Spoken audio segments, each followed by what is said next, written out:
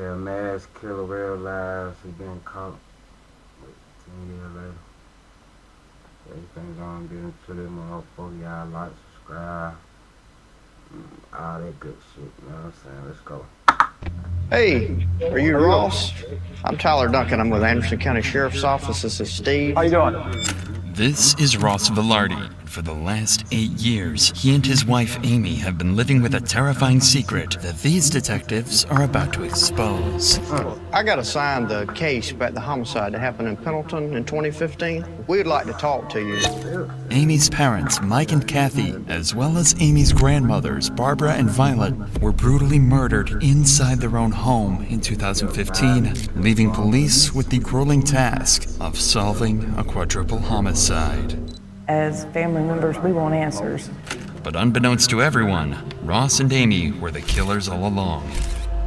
We're not here because we think you did it or you might have did it. We know you did it. It's piling up, Ross. You don't want to roll the dice on this, I'm telling you.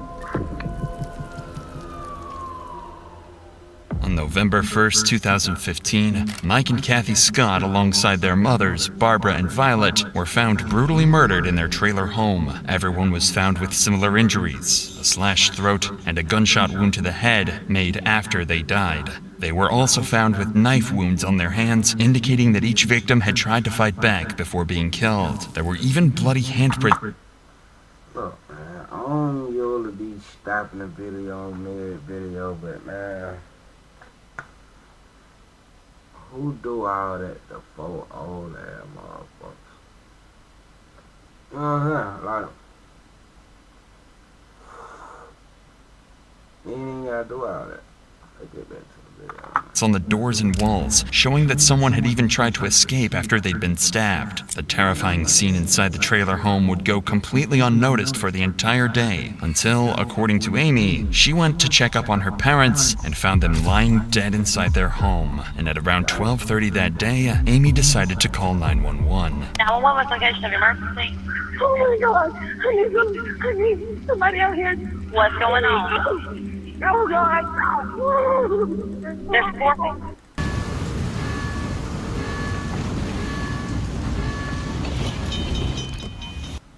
In my mom's house, and Who are these people that are in the house?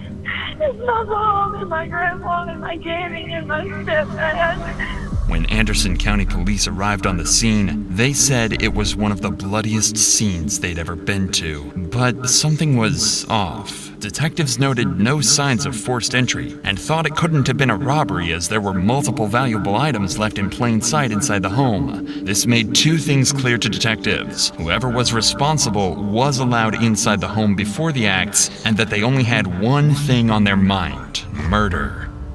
It seemed like this case had to have been committed by someone close to Mike and Kathy, but with insufficient evidence, the case slowly went cold, allowing Amy and Ross to get back on the streets and live their normal lives again for years to come.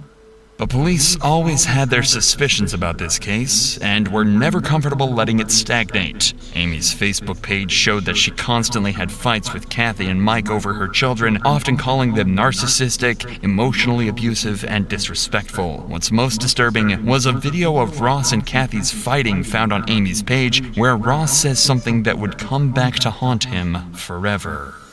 Why don't you let Grandma come out here real quick? I don't think your grandma wants to deal with this trash. Show you stop. Yep, see ya. Hope you In addition to this eerie statement from Ross, police found something that seems damning. They discovered a photo Mike had sent to a coworker just 2 days before his death. A couple of $100. Start the beat. Start the beat. That man just said he hope his grandma died. Man. I was so burnt out. Let's get back to the video. Bills, and inside Amy and Ross's trailer was a neatly organized stack of $100 bills, exactly the same serial numbers as Mike's. At the time, this was all treated as circumstantial, but slowly more coincidences would begin to line up that gave police enough reason to suspect Amy and Ross as potential killers. So, in 2023, they reopened the case, nearly a decade after the events that put an end to nearly an entire family. Detectives started by launching a series of interviews with Mike and Kathy's closest peers to try and get a better picture of Amy and Ross and see if they might have been responsible after all. They begin with Mike and Kathy's neighbor to learn about Amy's relationship with her mom and if he saw anything the day of the incident. With the daughter, got angry with her and kept the children from Kathy. So tell us about that. It seemed that they really tried to help Amy a lot. And Mike and Kathy, they really took care of the kids. And it broke Kathy and Mike's heart. She just really missed the kids, and the two older ladies that lived there, they were used to the kids coming in and out. You think Kathy was afraid at all of Amy and Ross? No, she never expressed that. But it was always the talk of the area that Mike would go to flea markets and he would get some kind of video games that he collected. There was a good resale market for them, and that he would buy any old jewelry that had some gold in it. It was always a rumor that he kept a lot of cash and gold stuff around. Not only did Mike collect jewelry and other rare memorabilia, but it was well known in the community that Mike always had a large sum of cash with him because he feared putting money into the banking system. This made Mike a large target, especially amongst those who knew him well. I think you've got to be one. A lot of times stopping the battle way, but I understand. Yeah, I understand not putting money in the bank, you know what I'm saying, but how do these folks know that shit? What you at that day? You know what I'm saying? Just putting on, just flip, like, what's going on? How the hell them folks get here the way you got going on? Sick puppy and go in there and kill two helpless old women. The thoughts that somebody came in and killed those people, I still have nightmares about that. This tells detectives that the murder could have been done for financial reasons, especially since this fact wasn't a secret at all. Couple this with the fact that Mike's money was currently sitting safely inside Ross and Amy's safe at home. A picture is starting to form of what might have actually happened that night. But still, nothing is certain at all, and police next head to Roxy Voorhees, an ex-employee of Amy and Ross's, who worked at their pet grooming business during the months leading up to the crime. Roxy had spoken to Amy almost every day for months before the incident, so if anyone had some information to give, it'd be her. And they were exactly right. What they found was so sinister, it blew the case wide open. Ross had made it. Alright, cool. I'm gonna make this part 1 right here.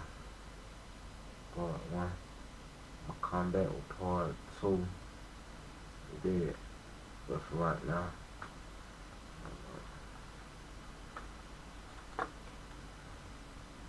Alright now, continue part 1.